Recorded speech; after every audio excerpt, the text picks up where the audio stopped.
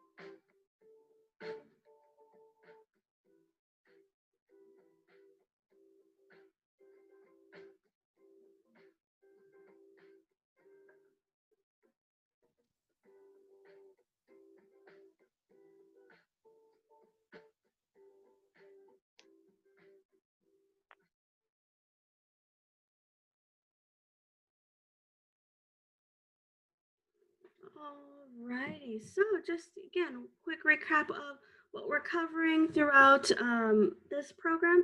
Each day does have a different theme. So we're going to talk today about academic advising, about GEs, about our amazing e-advising tools that I wish they had when I was a student, as well as some resources for you, okay? So our agenda, again, check in and review. We're going to have a session real quick where we break out into our groups so we can get to know you a little bit more. You have that time to be able to share your voice, be on camera if you like, or just, over the audio. That's totally fine too. We'll have a presentation from our Academic Advising Retention Services, our main office for advising for undeclared and undeclared pre-nursing students, as well as general education advising. And they're also going to talk to us today about our SJSU e-advising tools. We're going to have a follow-up breakout session again to kind of give you that time to recap and regroup and, as close to small groups as we can get today. And then just review our homework, Flipgrid, and evaluations. So before we get started into that, I want to quickly just say a summary of where we were from yesterday. So thank you all to those who had completed the evaluations and gave us that feedback. We definitely are taking that to heart and want to incorporate that today as well as throughout our summer program. So just as some reminders, each day of our program is going to consist of a live Zoom meeting with a link accessible through the Google Classroom. Now, I know some of you may not have access to that Google Classroom as of yet because either depending on when you submitted the intent to enroll or so forth. So that being said, we are still gonna, for the next couple days, we're gonna continue to email you the Zoom links until you are able to access that Google Classroom. So no worries there, definitely you'll be able to get that information. Now, if you are logging into that Google Classroom, you have access to it. Just again, to keep in mind that you need to use your SJSU email to access that. You can't use just the regular Gmail or Yahoo. It does have to be that SJSU email there. So once again, we are going to continue to send you those links as well as the links for those items that are in the classroom, such as this morning, you should have all received a follow-up email about the recording of our class session yesterday, as well as the evaluation form, which we're keeping open till today as well. That way you do have some time, if you didn't already, to be able to not just give us feedback, but also select which session you want to be part of on Thursdays and Friday, where we're going to have several campus partners with us. So we want to make sure that you have that opportunity to select which sessions you want to be a part of. Now, after each session, there will be some homework assignments. That's not, no A's, B's, no grades here, but just really to benefit you, to be able to recap some things that we might not have been able to fully go in depth within these sessions, or things we want to have you explore a little bit more, have that opportunity and that time for you to look more into a specific program or a major or a resource that's available, or just have that self-exploration and reflection. And again, each session is also going to have an evaluation component so we can see how we can best improve our programming for you throughout the summer and the academic year to follow.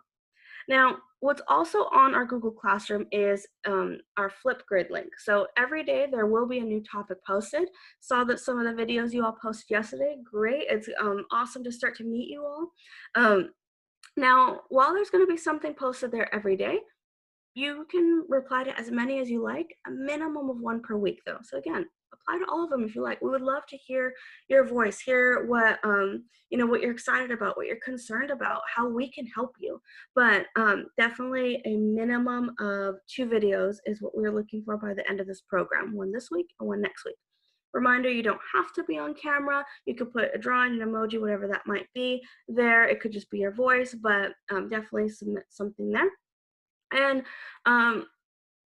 make sure that you do complete these tasks, that you go through, these different assignments, these modules, these videos and stuff, because the more that you complete, the better your chances are at potentially winning a prize during our raffle at the end of the program.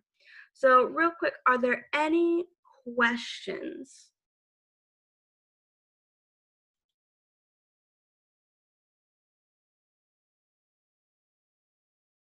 Okay. Then I have a couple questions for you all very quickly before we go into our next session. So our first question here is, did you join us yesterday for course 1? Were you part of our sessions yesterday?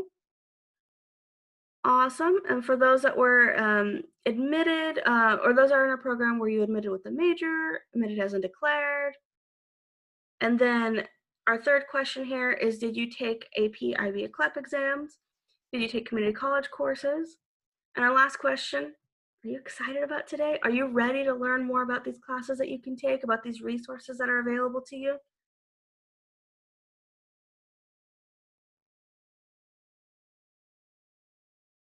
It open for a couple more seconds here.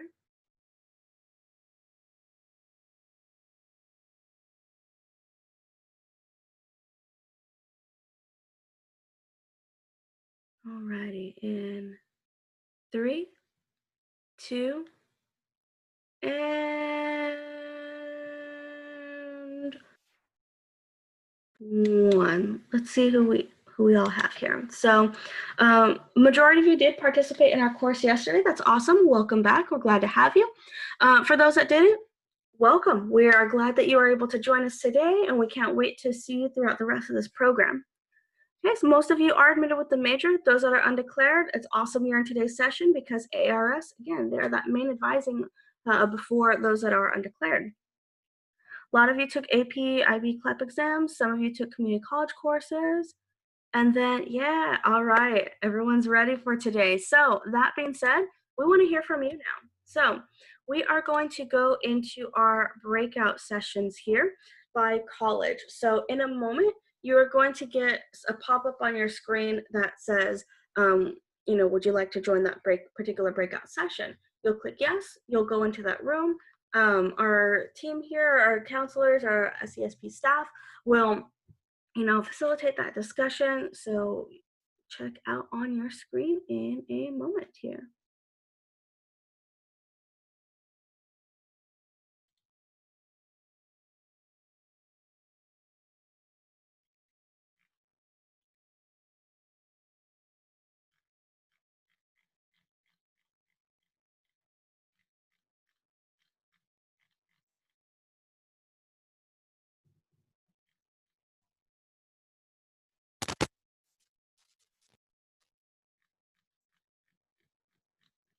For those that are not in a room just yet, we'll be moving you shortly.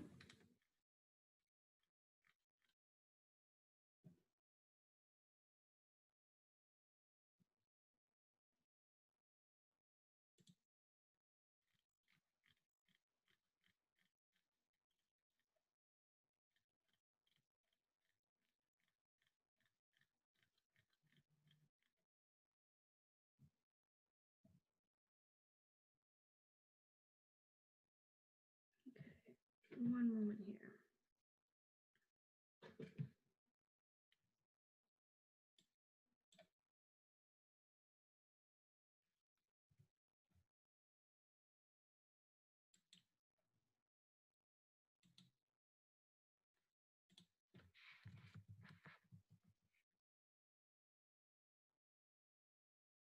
Leanna Gervais and Rima Namali.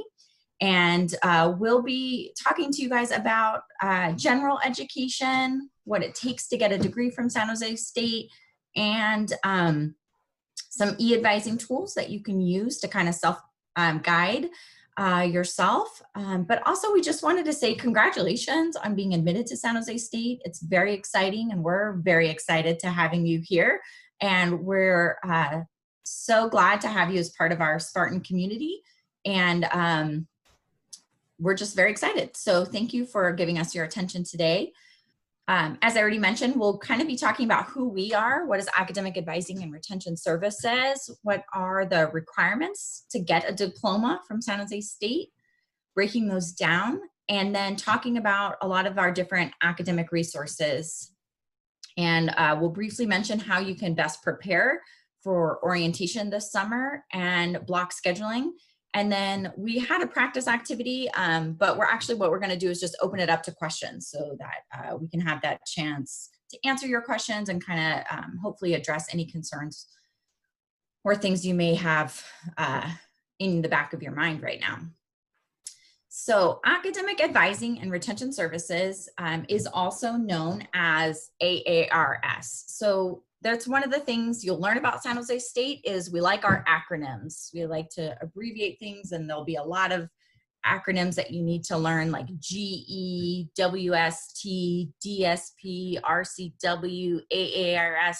So it's okay to not know what all of these things mean right now, but AARS is us. We're the largest advising group on campus, and we do advise all undeclared and undeclared pre-nursing students. But we're also what we call general education advisors, as well as SJSU policy advisors. So we're kind of the experts on San Jose State policies and procedures. We're a campus of over 30,000 students. So we're kind of like a small city. We're bigger than some cities in the United States. And with that comes our own kind of laws and rules and, like I said, our own language, our own acronyms. So if you ever have a question, it doesn't matter if you're a business major, an engineering major, a science major, you're undeclared, but you don't know what something means, we're here to help you with that. So you can come to us and ask us questions about what is the DSP or what is the PPA or what is the RCW. We'll never turn you away if you have a general question about San Jose State. So we're located in the Student Services Center, but of course right now we're all working from home. We're all on Zoom. We're all on Google Chat. So we also have a live chat. You can definitely reach us if you have questions about anything. So that's who we are. We're also on social media, and I've been informed that nobody goes on Facebook anymore, but we do have a Facebook. So if you are one of the people who does still have a Facebook account, we're there. We're also on Instagram and Twitter. So feel free to screenshot this screen or just get onto your phone right now and start following us. We do post important reminders, important policy tips, and the occasional picture of our pets or a funny meme. So if you want, I do highly encourage you to follow us, even if you're not undeclared or undeclared pre-nursing. We post here about policies and rules and deadlines that are important to all students, not just undeclared. Okay, so before we get down to the nitty-gritty of what it takes to get a degree from San Jose State, we want to kind of outline a couple of the ways that high school is going to be different from college to kind of help you prepare. I don't know about how many of you are first generation college students, but I was a first generation college student. So my parents didn't go, my grandparents didn't even finish high school. And so I had no help when I went, and I didn't know what to expect. My parents didn't know what to help prepare me for. So we want to kind of give all of you some tips, regardless of if you're a first gen or not. These are all going to be relevant, I think, and important tips. And one of the major things about high school is in high school, there's a lot of consistency, right? And a lot of oversight from your instructors and your counselors. You go to school from, maybe 7:40 to 2:30. Your days are Monday through Friday, and your class times are 40 minutes each. So there's a lot of consistency. College is different in that your class times can vary wildly, and your sizes of your class can vary wildly. So while you may be used to being in a class with 10 people, 40 people, 50 people, you could have a class in college where it's 12 of you, and you can have another class where there's 200 of you. So that's going to be different. Having that relationship with your teacher is not always necessarily going to be there if you're in a class with a large class like that. Also, you may have some classes that are 3 hours long and only meet 1 day a week versus another class that meets 2 or 3 times a week and is only 40 minutes. So there's going to be a lot of that variability. In high school, as I already mentioned, maybe you have teachers and counselors who are reaching out to you. Hey, I noticed you didn't do an assignment, or hey, I noticed you haven't been in class. And in college, that kind of shifts. Again, if you're in a class of 200 people, the instructor's not going to notice if you're not there. So a lot of that responsibility is going to be on you to ask questions, to go to office hours if there's something that you're not sure about. But it's really going to be on your shoulders to ask for help if you need it. In high school, if you miss a class, the principal calls your mom, or whatever the case may be, you're expected to come every day. And again, in college, that's not going to be that way. Your instructors, again, if it's a class of 200, are not going to notice if you're there or not. So it may be tempting to sleep in or not go to class some days. And once or twice is probably okay. But if you don't go to class, and this is regardless of if it's in person or it's online, you're going to struggle to be successful. And we'll talk about why that is as we transition now from talking about the structure of your classes to the content of your classes. So while attendance isn't required, it is strongly recommended because now the content of your classes is going to change. You're going to have fewer assignments potentially, and fewer exams. So in high school, you may have, 2 exams, a final, and projects every couple of weeks, or homework every week. And in college, you may have classes where you still have a lot of work, but you also may have classes where your entire grade rests on 3 tests. It's going to vary depending on the class, the instructor, a lot of different things. So if they're not taking attendance or you don't have homeworks, really how you perform on exams may be the biggest indicator of your success if you pass a class or not. Now, tied to that is the fact that a lot of classes are not going to go over every single detail while you're in class. And there's going to be more of a shift to explaining big concepts in class, going over it as in an overview. And then the expectation is that you will go home and study yourself and do that extra learning that's required. So you'll have to dig deeper, memorize the facts. So if you're not going to class and getting the big general overview, then you may also not be studying at home and putting in the work, and that's going to be critical. Okay, so like in high school, where you might have been able to cram the night before an exam or do all your homework Thursday night, that's not really possible in college. And a good formula to think about, and one that we strongly recommend, is that for every unit of coursework, so most of our classes are 3 units, but some are 4 and 5, that for every unit, you spend 3 hours outside of class studying, preparing, reading, and engaging with the material in some way.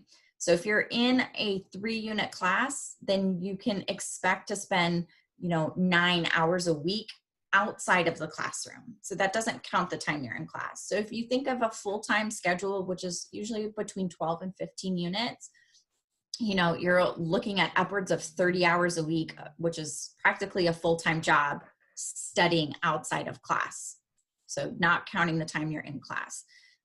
Preparing, reading, reviewing, making your own quiz notes. And so these are some of the ways that high school is going to be different from college that we want you to be aware of so that you can help manage your time, prepare and have some sort of expectation about what things are going to look like once you start taking classes. And this is regardless if they're in person or online. This is going to be very true and consistent regardless of the mode of teaching. So I hope that was helpful. And now we're going to take a little quiz about what we just talked about.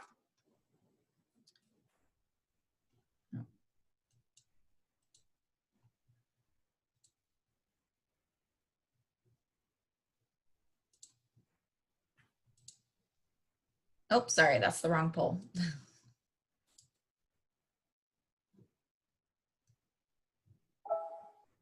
1 second.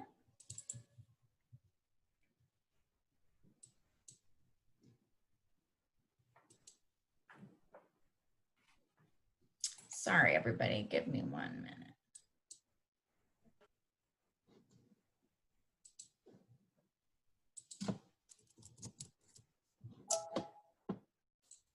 Okay, what we're going to do is, let's see, can we do a Q&A?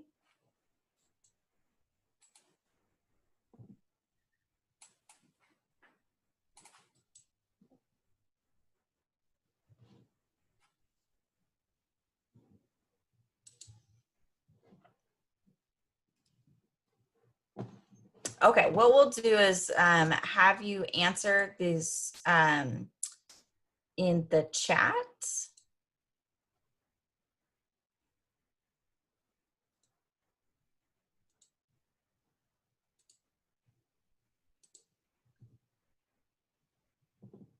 Is, Leanna, can you put our poll in the chat or share it on your screen?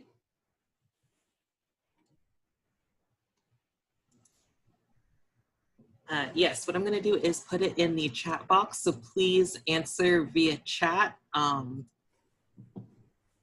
If I can get to the right screen here.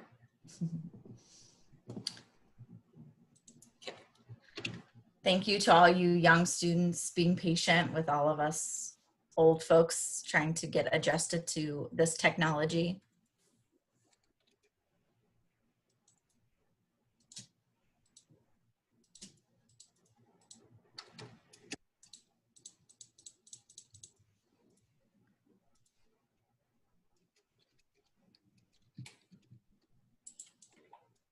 Okay, so I just posted it to the chat. If you could just do 1, your answer, true or false, question 2, your answer, true or false, and then question 3, your answer, true or false.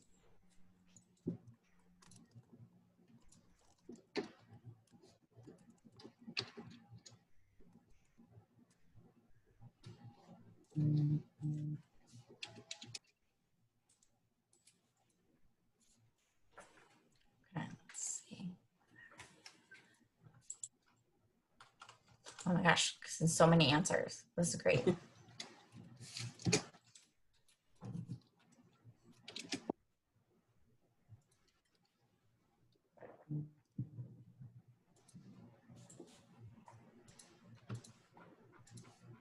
False, false, false, false, false.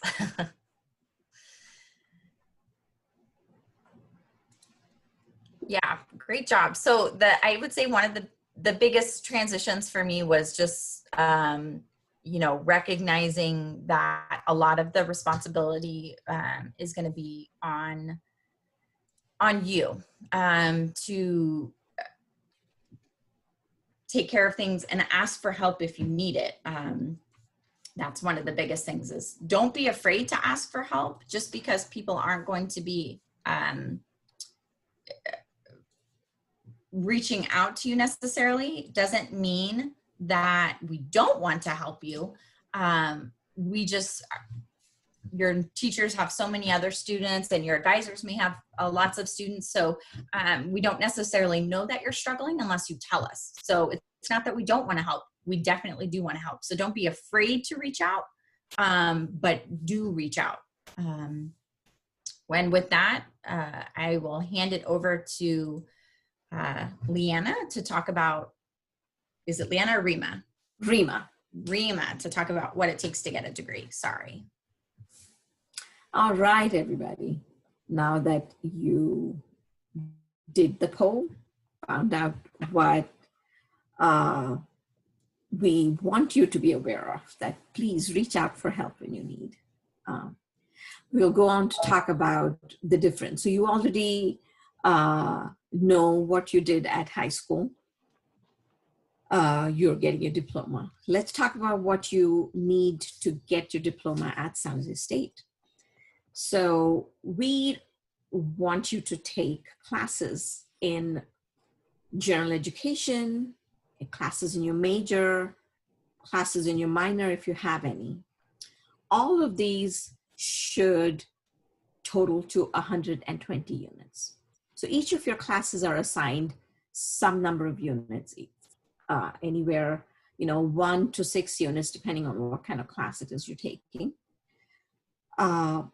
And then you also are required to take 2 units of physical education, or kinesiology as we call it, because that's the department that has all the PE classes and the graduation requirements. And all of these together total to 120 units and will allow you to get your degree.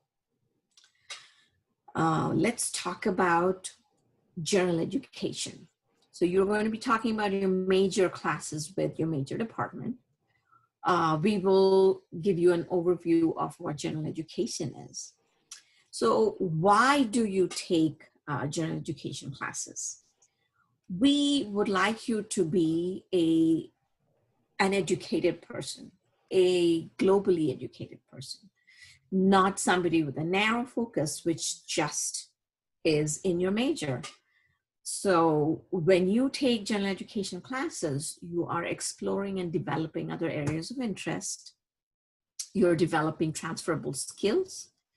And this does help you do better in your major classes as well, because you have a different perspective that you're looking at things from. So general education at San Jose State is made up of lower division classes as well as upper division classes. So what is the difference between lower and upper division? So lower division classes are all classes that are numbered 1 through 95. For example, you have English 1A, you have Stat 95, a statistics class, or you have Religious Studies 99. All of these are your lower division classes.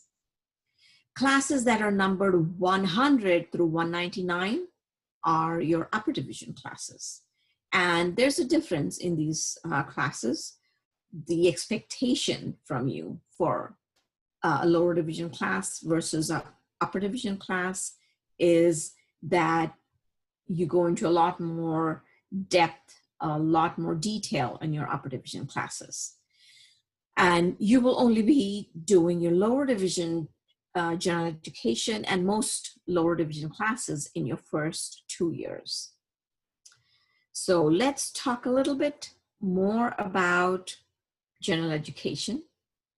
So something that all of you can relate to, Jurassic Park, Jurassic World, right? The dinosaurs. So science can tell you how to clone a dinosaur, right? But the humanities can tell you why it's such a bad idea to clone the dinosaurs. So the importance of a well-rounded education, you are taking general education classes. And let's talk about what the actual requirements are. So at your high school, you took classes in areas A through G. Similarly, at San Jose State, we have areas A through E. And what we need from you is 1 class per area. So let's look at what the breakdown is of what these different areas are. We have your basic skills, which is area A, and you will see that area A is subdivided into 3 separate areas. And the basic skills are actually 4 separate areas. We call them the 4 basic skills. One is your oral communication, which is important because you need to communicate no matter where you are, whether you're in college taking classes, you will be making presentations, group work, whatever, you're going to be talking to people. Once you get out into the workforce, you're going to be talking to people, making presentations, etc. Then you have your written composition class where we teach you written skills, because in college, you're writing papers. Once you're out in the workforce, you're writing emails and probably making presentations, writing presentations. So you're going to be using those basic skills. And then you have your critical thinking. You have to use critical thinking in any decision you make. And then lastly, we have area B4, which is your math. So you need to have basic skills in math, if for nothing else, to balance your checkbook. Or you go to the bank to take a loan, you want to understand what those basic loan,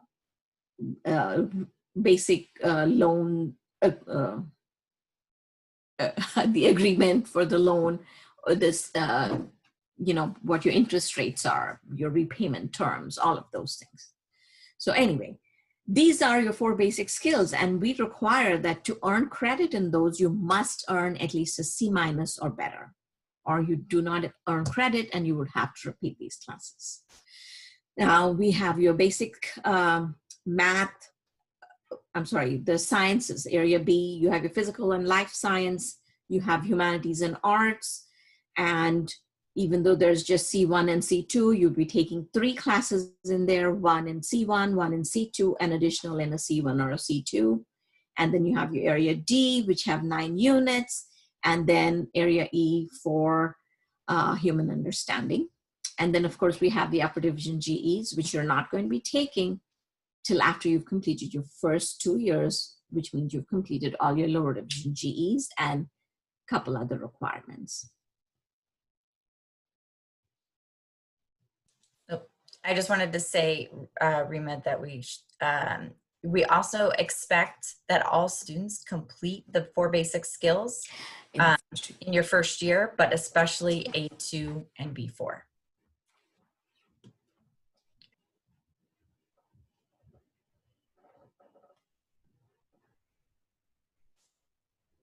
Okay, so we want to see how much attention you've been paying. And of course, we do have a quiz. And if you can go ahead and answer the quiz questions in the chat, please. So at least how many units do you need to earn to get a degree at San Jose State? 140 units, 150 units, 125 units, 135, or 120? And then what is the minimum grade you need for the 4 basic skills? Is it a C+, a B-, a C, a C-, or a D+?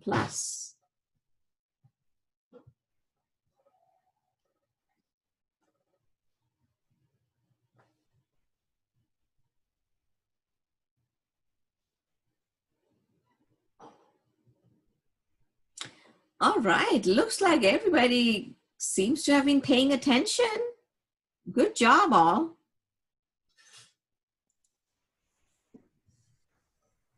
And this is also kind of the critical thinking aspect that we expect you to learn, is being able to make these changes to a presentation on the fly. As you can see, that last slide with the questions and the answers, some of the formatting was a little off, but that's kind of where we're at. So thank you, Rima and Ashley, for the introduction. What I'm going to go over fairly quickly is some of these academic resources that we have on campus here to help you track your degree. So the first one is this info.sjsu.edu website. Right now, it is only holding really the articulation pattern for the university.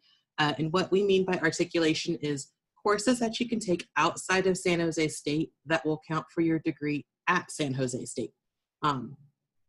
So I know Amanda had this poll up earlier in the morning about anyone who took classes at a community college. So that would be that first red box on that pull down tab for the articulation of credit from other schools. You would look to see where your credit came from and how it would transfer to San Jose State.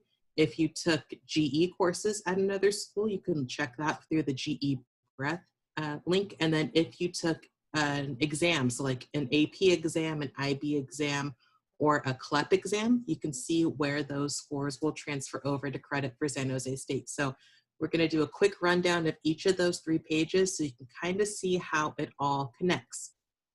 So the first page has those 2 of school to school. So if you took courses at a community college, and let's say you did 4 major courses. So if you're in a major, you can look at the school to school, select what community college or other institution you took courses at, and then see what may transfer over to San Jose State for the major requirements. So here we, for example, we have from San Jose City College, the BA in African American Studies, and what courses will transfer over. So all students, again, this is part of GE. As Rima mentioned before, within your degree, you have things that overlap to equal that 120 units you need to graduate. So this part that is required for the major, but also for GE. So we have that English 2, critical thinking and writing.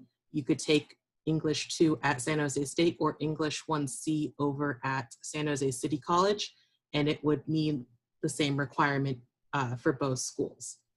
If you wanted to try to get ahead in some of your GE courses, and so let's say take a course from San Jose City College, again, for GE, you would use that GE Breath tab.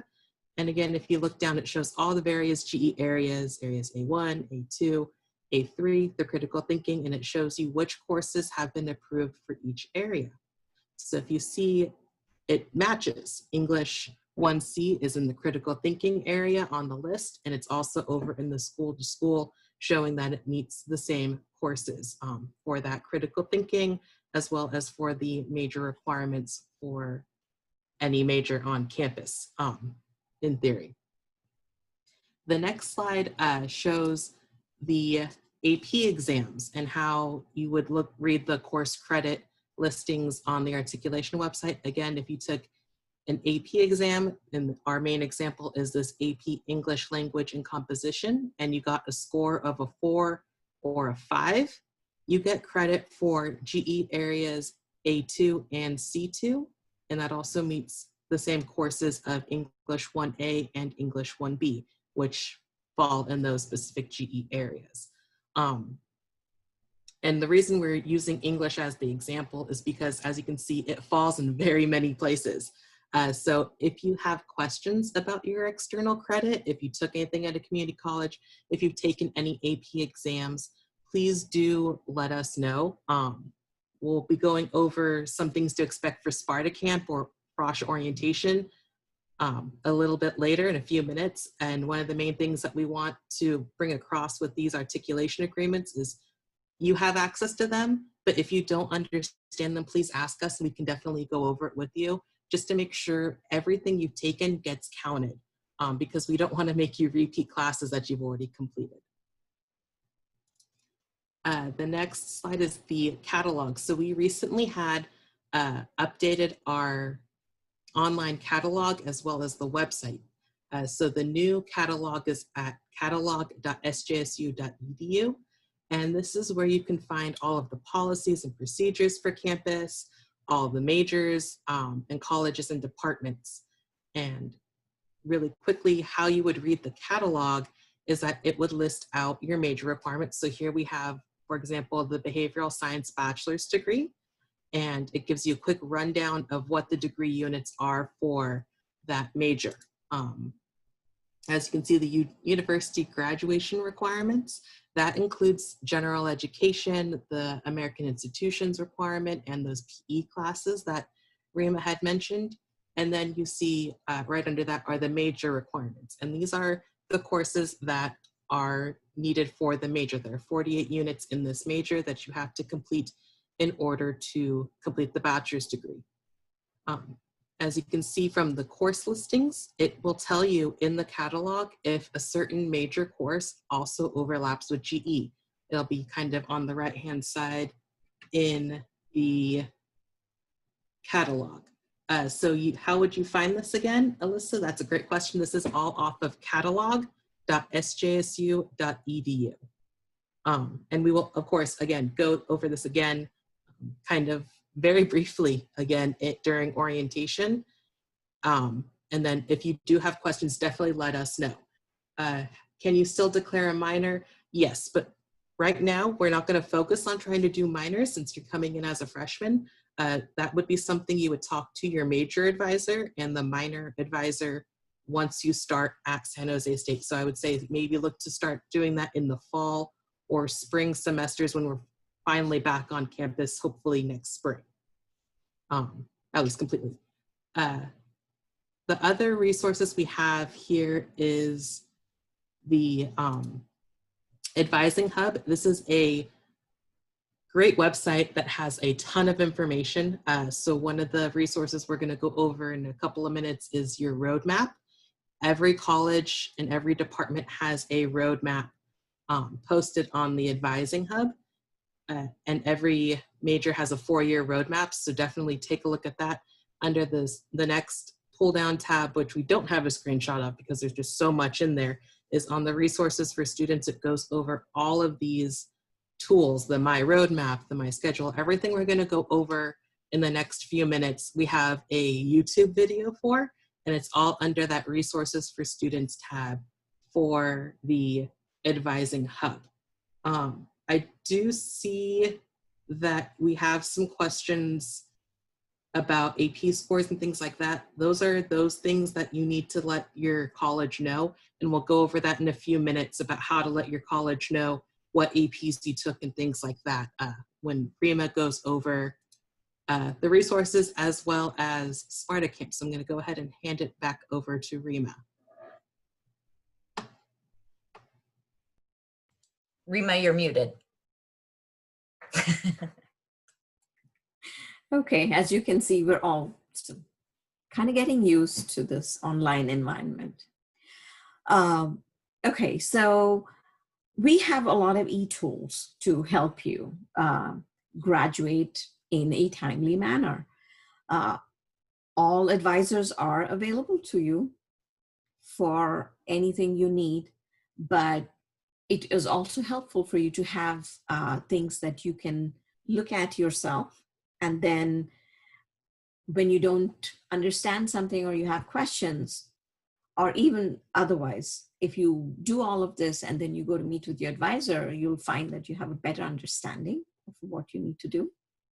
So we have your GPS, the My GPS, which have 4 e-tools there for you. One is your My Roadmap, the My Progress, which shows you your degree progress, My Planner, and My Scheduler. So let's go ahead and take a look at each one of them. We will talk about everything, quick screenshot. So here is an example of a roadmap that you will find. This is for sociology, but all majors have roadmaps. And these include so it essentially is a screenshot of the 4 years that you're going to take, the 8 semesters that you need to get your degree. And it lists all the courses you need to take in your general education, your major, your graduation requirements, electives, all of that. But the one thing you want to make sure you are aware of is that, yes, this is a roadmap that is a suggested roadmap. You probably will not be on it exactly the way it's laid out because everybody starts at a different point, okay? Depending on what major you're at, especially if you're going for a science major, and you will see that the roadmaps for the science always will start off with calculus in the first semester. Now, if you are not ready to take calculus your first semester, you're taking pre-calculus, then you are already off of that roadmap. That's not going to fit you exactly, okay? So this is always a guideline for you to follow. It doesn't mean that you have to be exactly on it. And so there's no need to panic if you're not exactly following that roadmap. And when we start looking at the other tools, I will tell you how you can work it out. So looking at our next tool is the progress. Sorry, Rima, my pointer got all crazy. Sorry about that. Okay. So as this says, the degree roadmap is only one example of a path to the degree. Your personal roadmap may look different, and I will show you where you can make your own personal roadmap. So as it says, just do you. You personalize that roadmap to yourself. The second tool here is your planner, and this is where you will personalize that roadmap to yourself. You will actually use two separate, the roadmap and then the next tool that we're going to look at, the My Progress. You're going to use both of these to build your own planner. You will personalize that roadmap using your degree progress report to make your own planner to see how you are able to complete your degree in the 4 years. So with the planner, you're going to be able to put in classes. Suppose you're coming in with AP credits that cover certain GEs. Now you can replace the GE that's on that planner or on the roadmap with another class to adjust yourself to that roadmap. And you always will be able to, moving on to the next tool,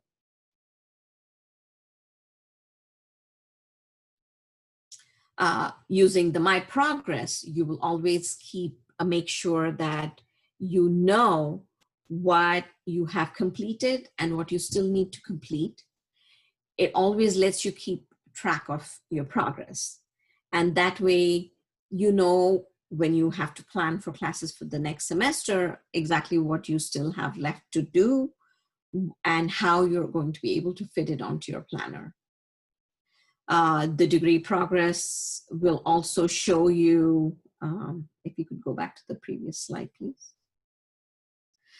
As you can see on the top here for the degree progress, you can see that it gives you a screenshot of exactly where you are, what your academic objective is. You're in an undergraduate program, what your major plan is, what your GPA is, and going further, you will see how many units you've completed, the GE areas you still need to complete, and when it has a red square, it means you still need to complete it. A green check mark says you've completed it.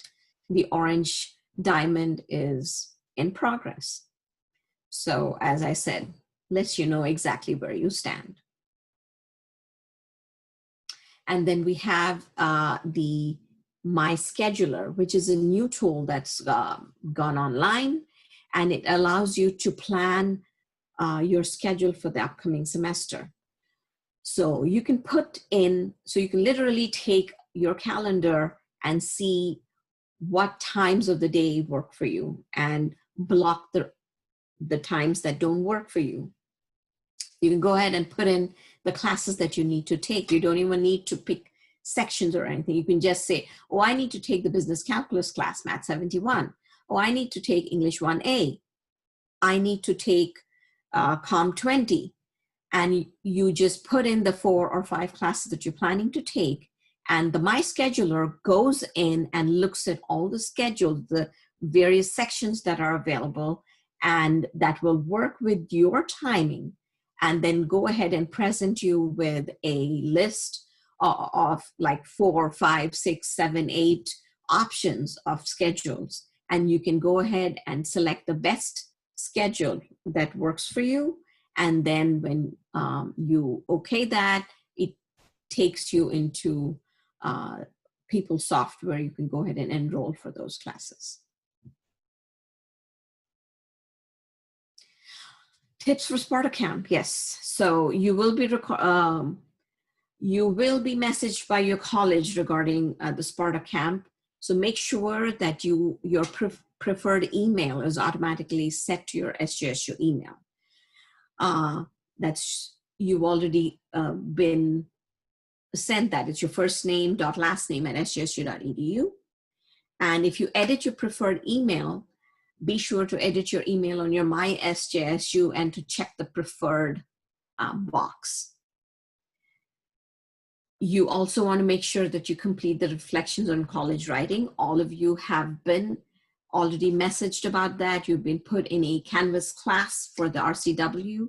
So make sure you complete that before you attend orientation, because if you don't do that, you will not be able to enroll for your English class.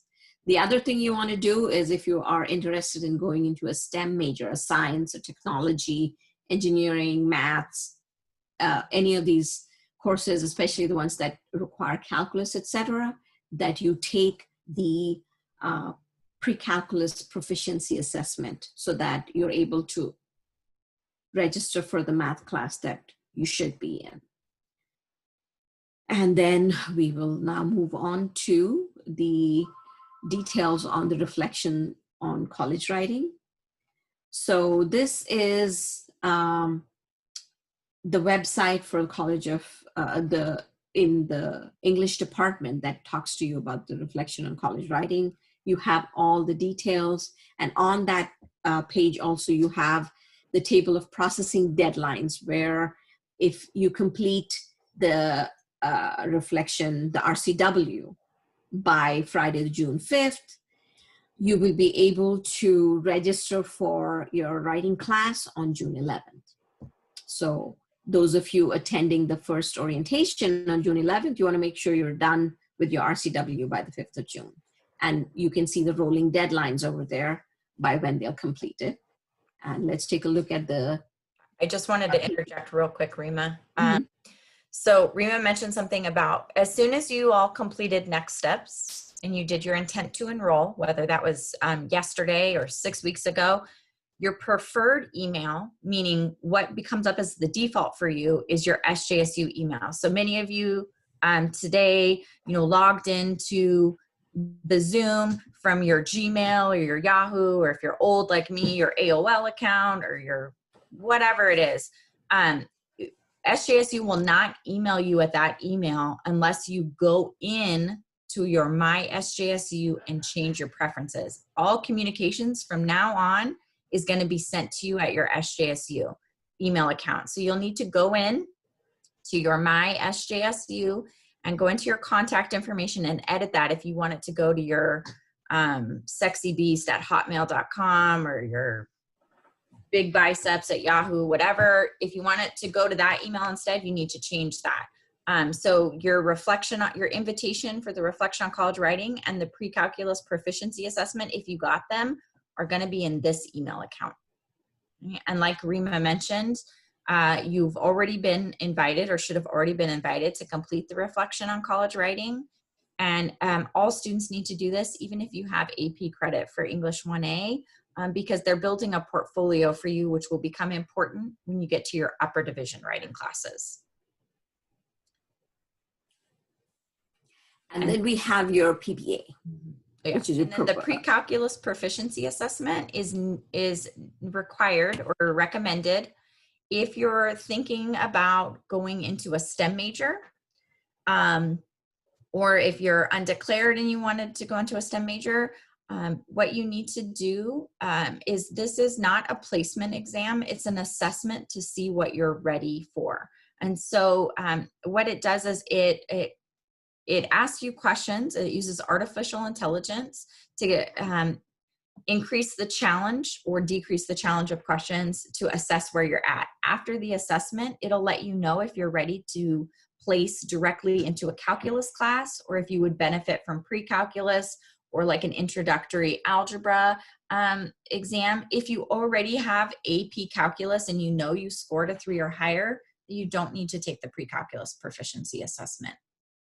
But if this does apply to you, we're happy to also answer questions about this, but you can also email the testing office or visit their website. You have to take some assessments at home first, this initial assessment. That is not the actual test.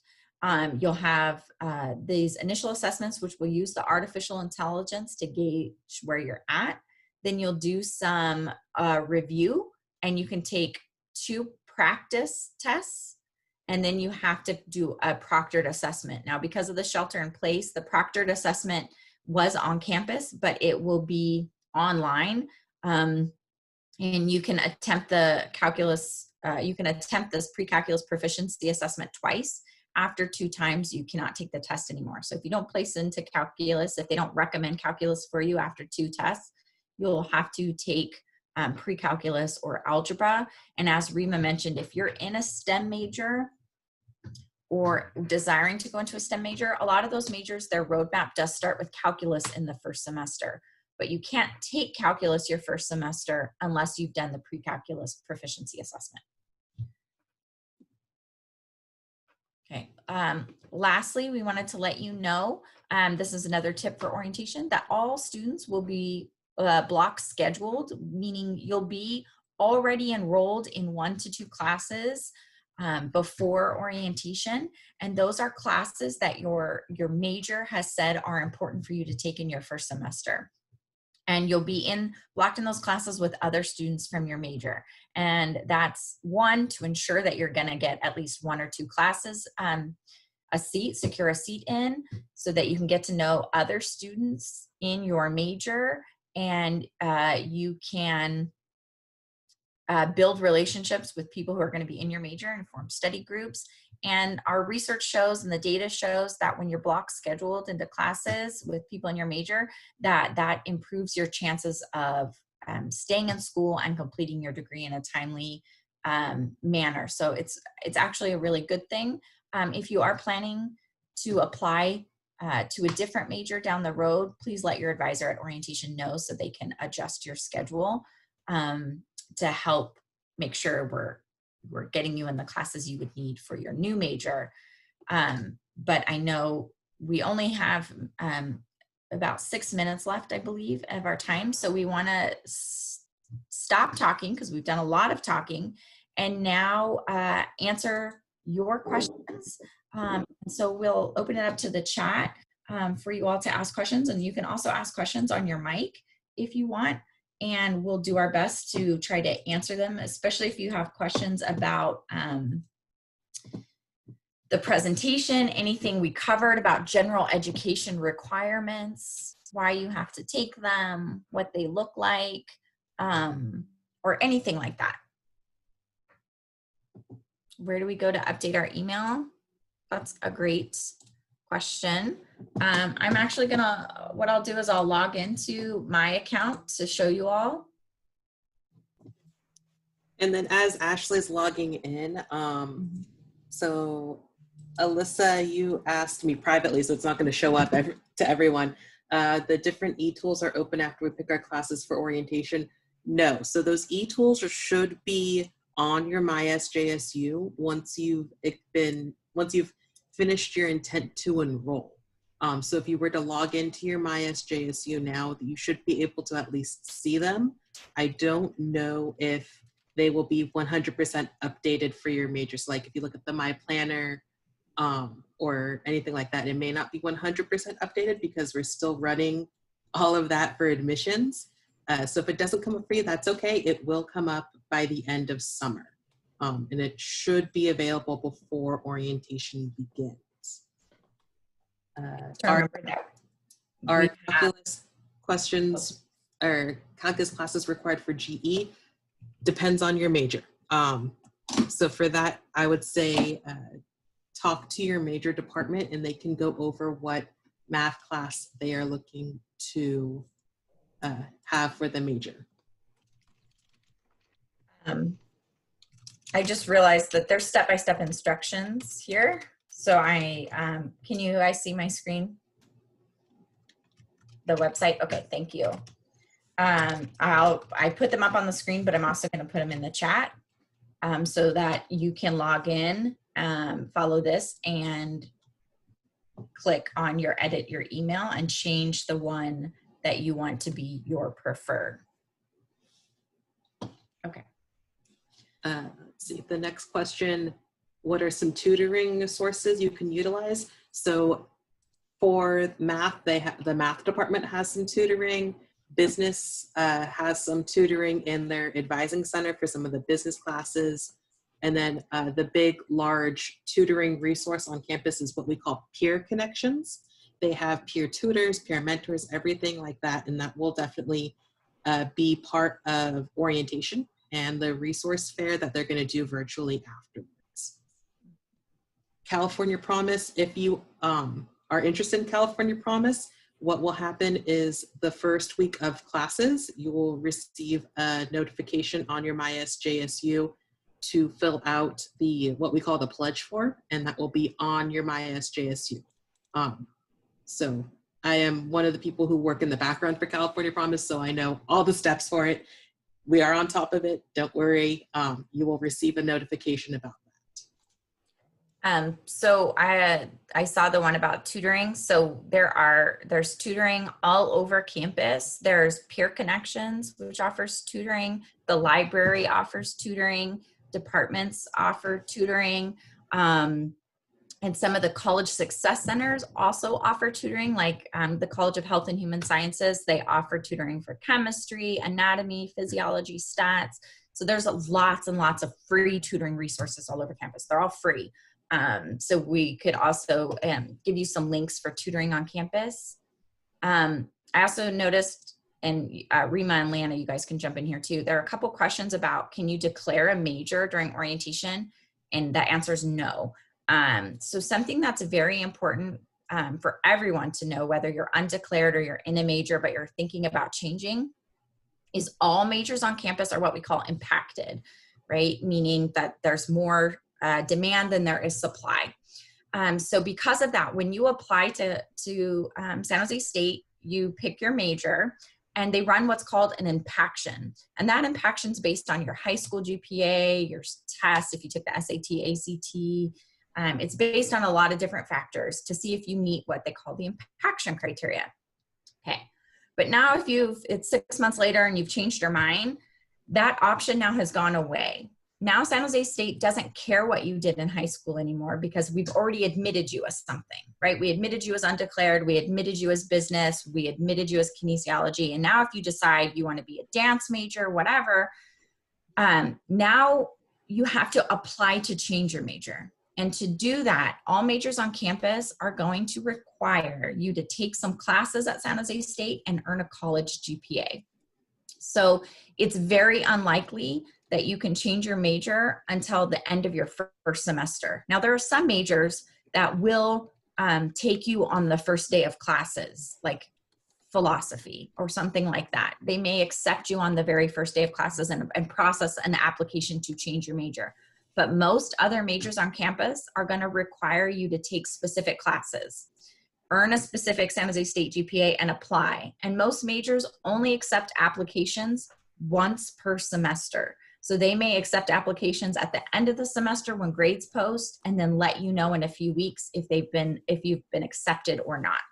So now that you've been admitted to a major or admitted to undeclared, if you want to apply to a new major, it's going to take you a little bit of time, but it will be very important to let your advisors at orientation know that you have a desire to work towards applying to a different major so that they can help you get started on what we call the impaction criteria.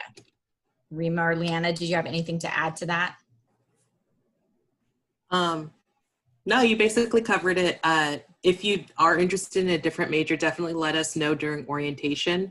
I know everyone's doing it virtually, but you should be receiving information before your orientation is set about doing a Canvas course or filling out a Google form, just so that we can get some more information and try to advise you as best we can in that moment. It's going to be crazy.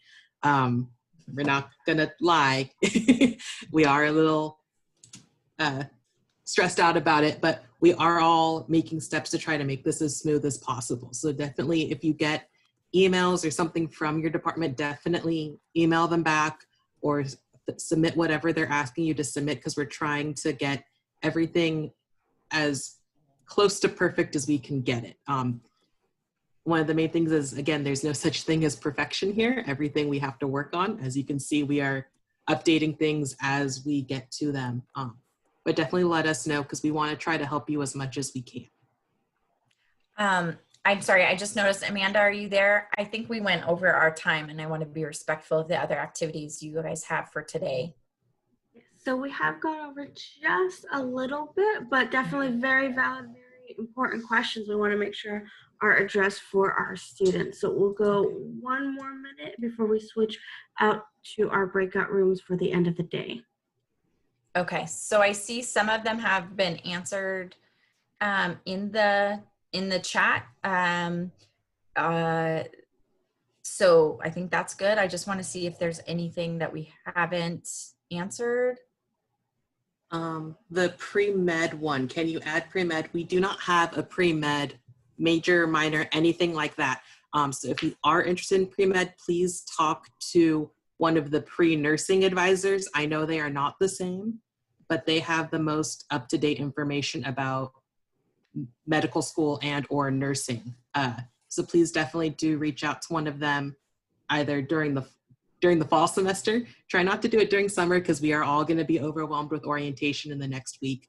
But definitely reach out to one of them about pre-med or nursing if you're interested in that. There was one. I saw Sydney had a question about PPA. Social work is not a STEM major, it's social science, and they would actually prefer that you take statistics. So you wouldn't need to take the pre-calculus proficiency assessment. Social work is in health and human sciences. Oh yes, that's sorry. That's mine. Did I say social? I said social sciences. It's in health and human sciences. Sorry, that's my college. Tower ID, I don't know. Ashley, do you know about that? I believe if you upload, you can get your tower ID in the mail, and you can do that by uploading your picture online. But that would be an email that's going to come, I believe, from the bursar's office. So again, as Ashley mentioned, make sure you check your email and your preferred email is updated, because you're going to get a lot of information through that. And I think one of the last questions that we haven't answered yet is double major. Yeah. Because San Jose State is impacted, double majoring can be quite difficult depending on what two majors they are. It's a case-by-case basis, so we can't give an actual answer. But we do suggest you talk to your admitted major advisor and ask if it's possible to double major, and then talk to whatever other major you're looking into and see if it's possible to do within the limits of university policy. If you don't want to do all that, you can always ask ARS and we will give you a very blunt answer. So please don't be offended by that, especially if you ask us now. And we will get you a generalized answer and probably tell you also to talk to the departments. Whereas the RCW is going to be a Canvas course that you should have been sent an invitation, again, through that preferred email, which is going to be the SJSU email. And then how do we know who our advisors are? That's a major. It depends on the major. If you are in a major, sometimes they assign you to an advisor. Sometimes they just give you a list of the faculty who are also advisors for the major department. And then if you have, at worst, you have an advisor through what we call your college success centers, which you're going to be meeting tomorrow, I believe. And they will go over all of that again. When should we have gotten that? What do you mean, the RCW? Well, I feel like we've, I want to turn it back over to Amanda with the caveat that we're going to put these slides, Amanda has these slides, she can put them in the Google Classroom, and she can also share our contact information to ensure that we answer everybody's questions, but I do want to be respectful of the little bit of time they have left and the activity they have left to do. So if we didn't get to your question, I'm sorry. We'll give Amanda our contact information so that you guys can reach out and get your questions answered. but I want to give Amanda back the mic. Thank you all. So we do have just a couple minutes here, and since it is just a few minutes, I want to see get the pulse from you all. Would you all feel you want to go back into your breakout sessions, or would you like to? Do you have some more questions for this particular session? Again, while we do have something planned, this is your time, so I want to make sure that this time is as utilized for yourselves, you know, and as useful for yourself. So please go ahead and in the chat now, select what you would prefer. If you would like to use the last few minutes to ask questions from our amazing guests from ARS, or if you would like to move to the breakout sessions again for our last review.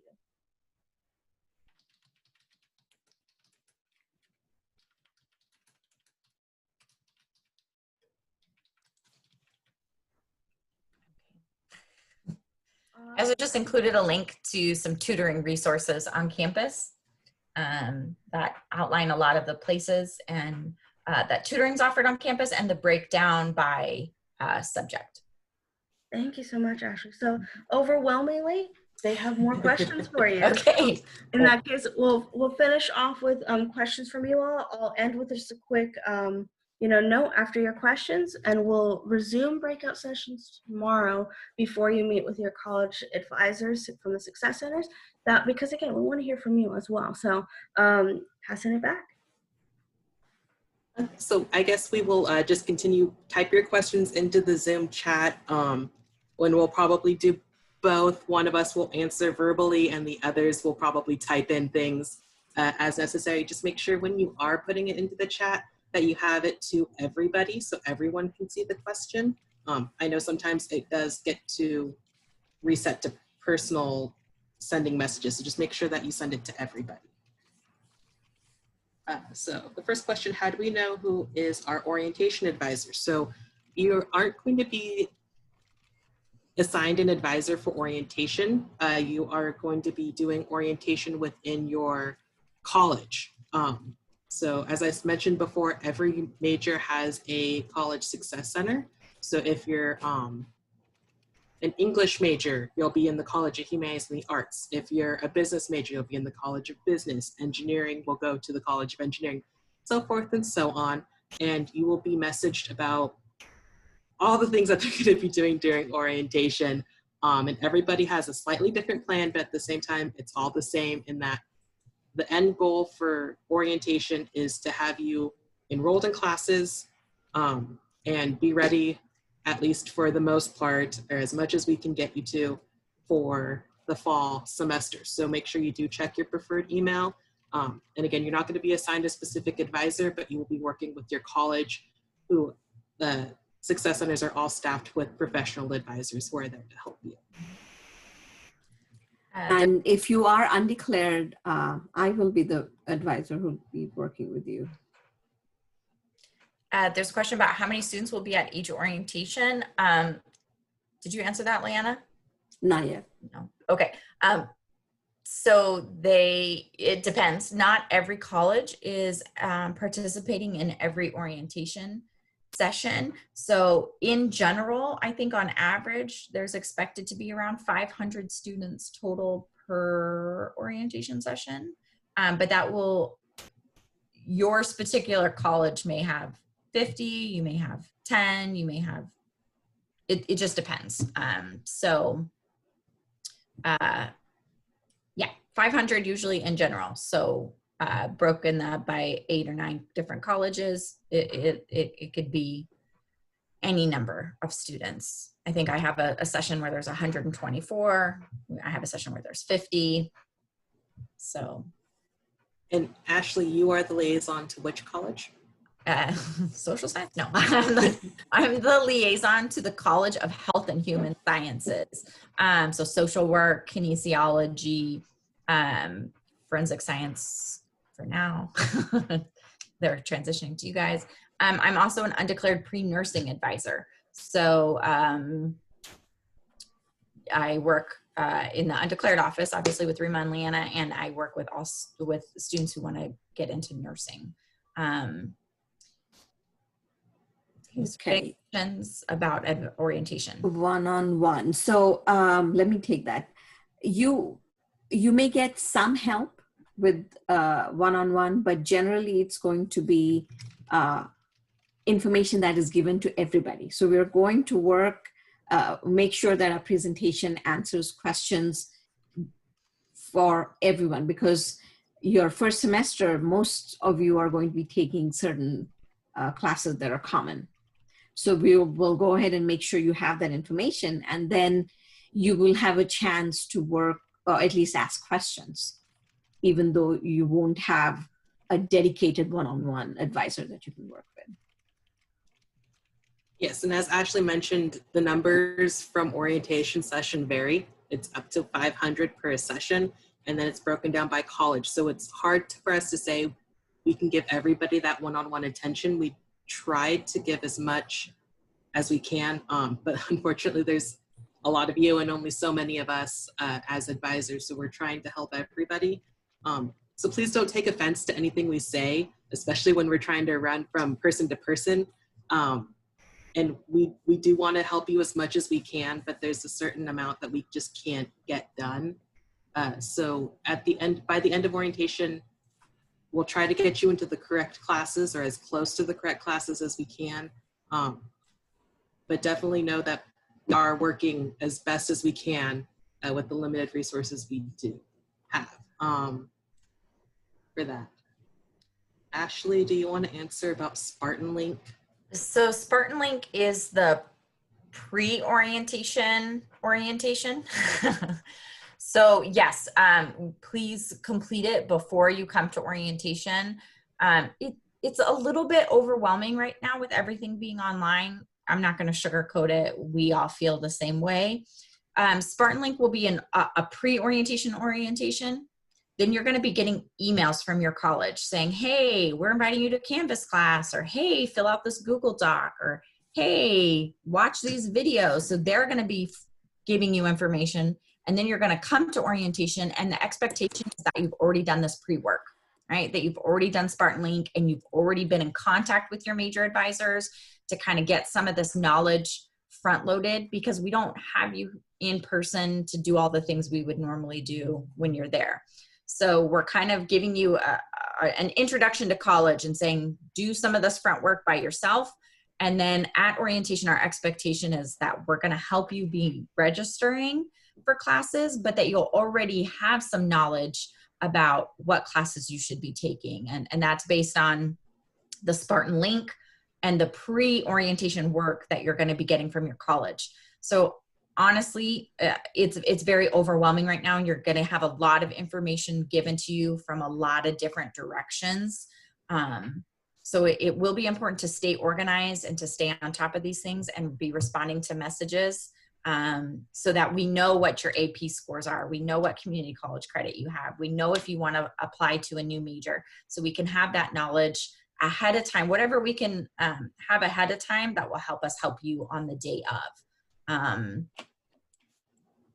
So that's the honest and not necessarily pretty answer, that you're getting a rude introduction to college and having to take on some of that ownership already.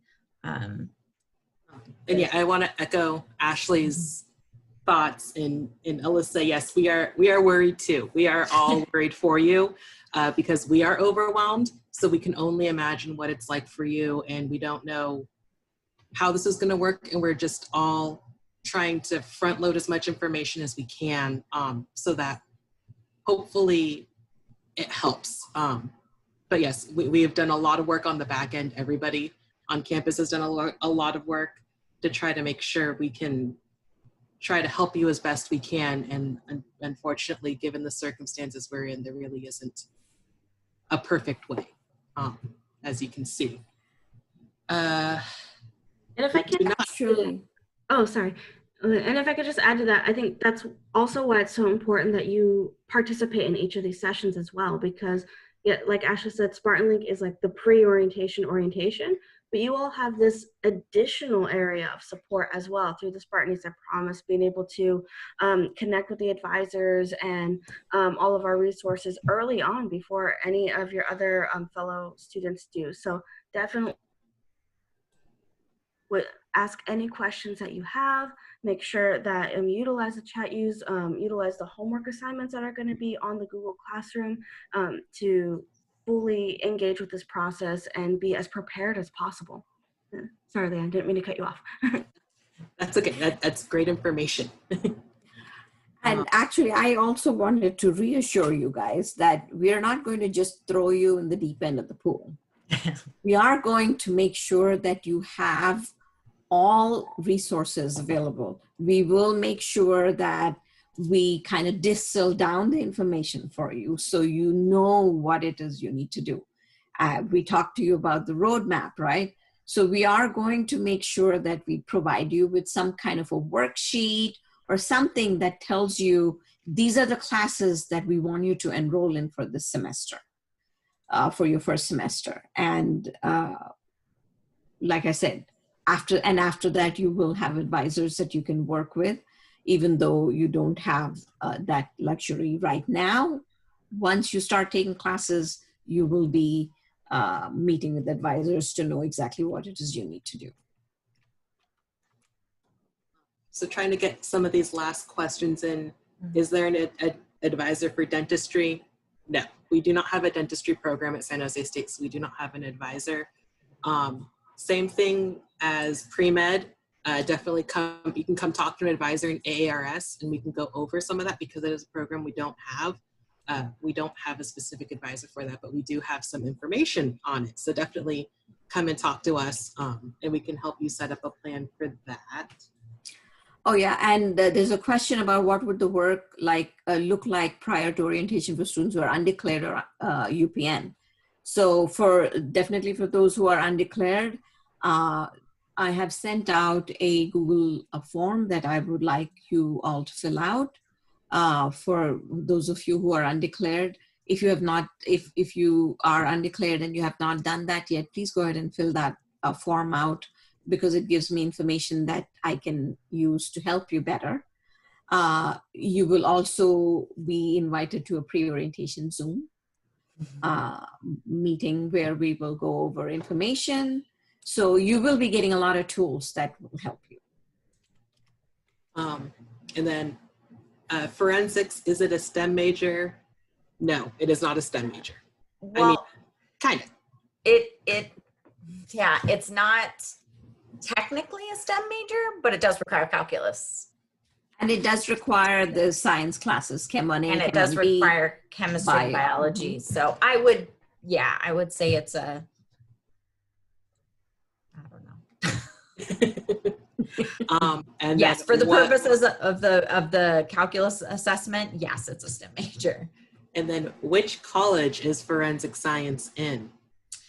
Well, it's in College of Health and Human Sciences, but it's moving to College of Social Sciences. The College of Social Science. So for the purposes of orientation, if you're in forensic science, criminology, anything like that, you're going to be in CHHS, the College of Health and Human Sciences. But then in your first semester, you're going to be moved. Yes. So a little bit of history. Last year, the College of Journalism and Mass Communication changed from the College of Health and Human Sciences to the College of Humanities and the Arts midway through the summer. That's kind of what's happening with Justice Studies and Forensic Science. They are moving from the College of Health and Human Sciences to the College of Social Sciences. And again, everyone on the back end, we are all working for that, and we all know it's going to happen. So we're going to prepare you as best as we can for that. Is there a giant list of classes offered? Yes. Catalog. The catalog has a list of classes that are offered. I think it's like a PDF form right now. Once you get access to your MySJSU, if you haven't yet, you will be once you finish that and take to enroll. And you can do the class search, and that shows you the live version of all classes offered for the fall term. What classes are open, what classes are closed. And we'll be going over that in some of those pre-orientation sessions on how to use the class search to enroll in courses. Transcripts. Amanda, do you want to actually answer the questions about submitting official transcripts? Yes, of course. So our transcripts are due by July 15th. So if you took a community college class, definitely you want to send us those transcripts as soon as possible. July 15th is our preferred deadline to receive those AP scores, IB test scores as well. That way we can update your files for that. You could either send them electronically to our admissions office. Most community colleges do have just on their website where you can request that transcript order, or you can send it to be officially mailed to our admissions office. Either way is acceptable, but electronically is preferred and a little bit faster to get updated in your account. And then just real quick, as a couple questions related to this. So yes, the session today has been recorded. It will be posted as well in a Google Classroom. So you can be able to go back to it, access it. Excuse me. I know we are like very near, a little bit over actually, our time for today. So I do want to make sure that if you do have any other questions, we'll be here for just a couple more minutes. I want to respect the time of our speakers as well, because they've been with us for quite some time as well. We thank you so much for being part of this, for sharing all this vital information. I wish I knew this information before I started. Fun fact, fun random blurb story about me when I was at my orientation. It, like Rima said, they actually threw me in the deep end of the pool. I didn't know what to do. I ended up picking 7 a.m. class and a 6 p.m. class. It was all over the place. So the fact that they have these resources now, blown away. I'm so glad to be able to have you all be able to learn this information early on. So just to reiterate, in our Google Classroom, there is going to be, it'll be posted fairly soon. I'm making just a couple edits now due to some last minute changes, but the homework will be posted fairly soon for you to be able to explore these resources more. My scheduler, my roadmap, my GPS, and so forth. Take advantage of that time to look through that, as well as prepare for tomorrow's session. So tomorrow, you will be meeting with your College Success Center. Yay, that's awesome. But we're also we're gonna have some dedicated time for these breakout rooms. So as a reminder, throughout this program, you need to use your SJSU email. Once again, my apologies to those who weren't in the appropriate breakout rooms today, but please do use your SJSU emails. That way it's set up and will automatically send you to the correct room. We wanna make sure that you are able to have those interactions with those from your, from your college. So definitely stay engaged with us. We thank you for being part of this process. I'm going to throw it back for just a couple more minutes for questions, and then we'll close out in a couple minutes. Yeah, thanks, Amanda. I'll tell you all too that when I went to college, I was undeclared. And as I already mentioned, my parents didn't go, so I had no idea what to expect. And I did kind of the same thing. I was undeclared and I was just kind of taking classes. I took general ed classes, took random classes that were that sounded interesting to me. And then one day I got an email from Fresno State, that's where I went, said, okay, you're going to be a junior. You have to pick a major. You can't take classes anymore until you pick a major. And I was like, what? I have to pick a major? So, I can speak firsthand too, that a lot of this stuff is overwhelming and confusing, but that's totally why we're here. That's literally our job description, is to advise you and to help you. We're all helpers here. So, there's no stupid questions. Please continue to ask us questions if you have them. And that's why we're here, and we're very happy to help.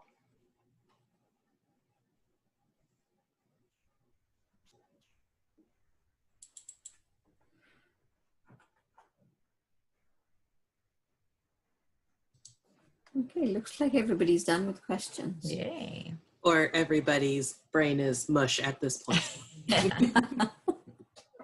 We know it's a lot of information. So if you do have questions, definitely let us know. If you don't get our contact information, Amanda can definitely refer you to one of us as well. Oh, there's a question about when there will be a message with instructions to access to the PPA.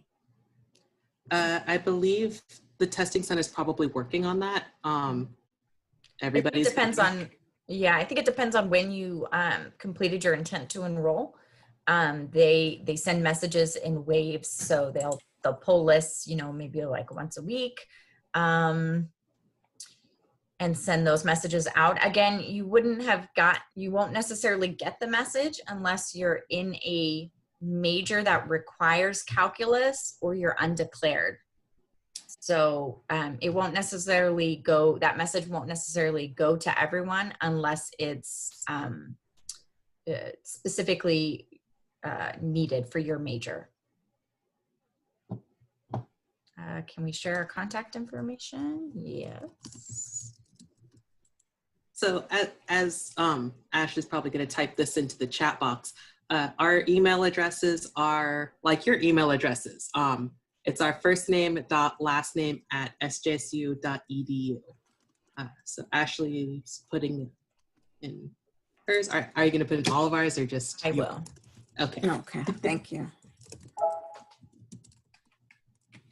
And again, we're just 3 advisors from our office. We have, 11 other colleagues that are also working with undeclared students who are also liaisons to various colleges on campus. I don't know if I mentioned it, but I'm the liaison to the College of Humanities and Arts. So if you're in one of the Humanities and the Arts majors, I will see you during your orientation session, as I will be out in the college helping them as well.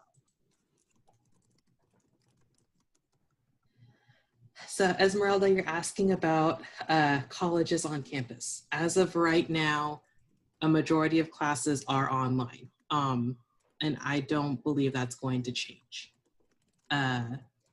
Some very small, very major specific classes will be offered on campus, but I know certain colleges have made the sweeping decision to not offer anything on campus. I know the College of Science is one of those.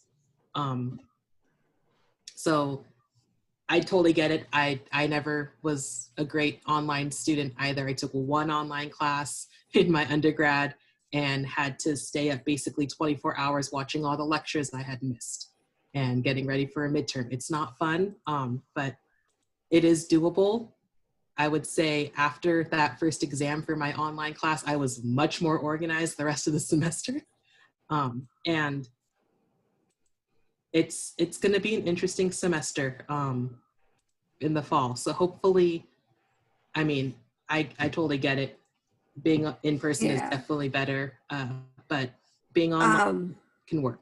If I could interrupt, there are classes that are what they call asynchronous classes. So which means that you have a class time and it's a Zoom, you know, like it's not the same as being in person, but at least it's better than just having to look at lectures posted on Canvas and, you know, you're reading through it and doing it at your own pace.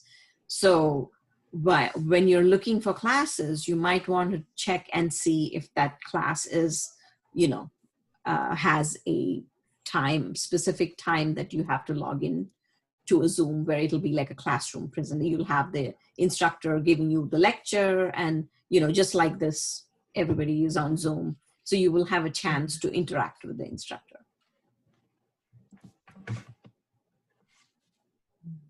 There's a question about spring. I think is the spring semester up in the air for in-person classes? I think our desire and intention is to have classes be in person, but it will be, dependent on what the state of the world is at that time. So I think if we just all have to stay tuned and keep watching to see what happens with the virus and everything. But I believe, I mean, we all want to be back on campus, but it'll depend on the health and safety of the SJSU community before any decisions will be made. Exactly. We want to make sure it's as safe a possible environment for you as you're pursuing your education. We want to support you and your families through this transition. We recognize, this is an experience for all of you to be able to go through and not alone, that we are all in this together, that we want to also make sure that you're aware of a website that we do have. It's our campus message advisors website that does post the latest message, especially in regard to the current situation with COVID-19. So if you are not familiar with that yet, it's on our main page for SJSU, as well as the campus advisory. So it's definitely a great place to check out. There's some resources there as well for once you are a student, like you are enrolled for the fall. So definitely take advantage of that as well.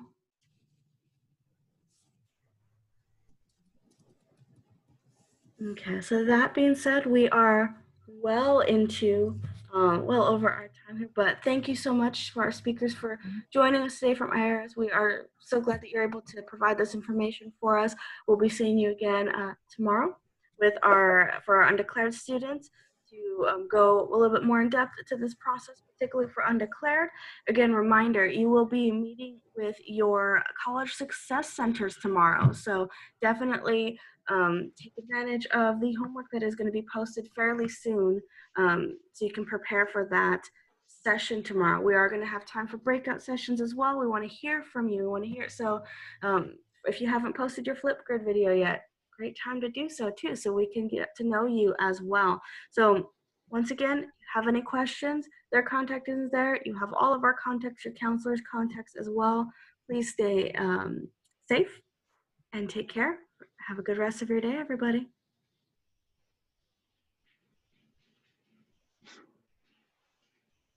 And then our team, if you could stay for just a minute.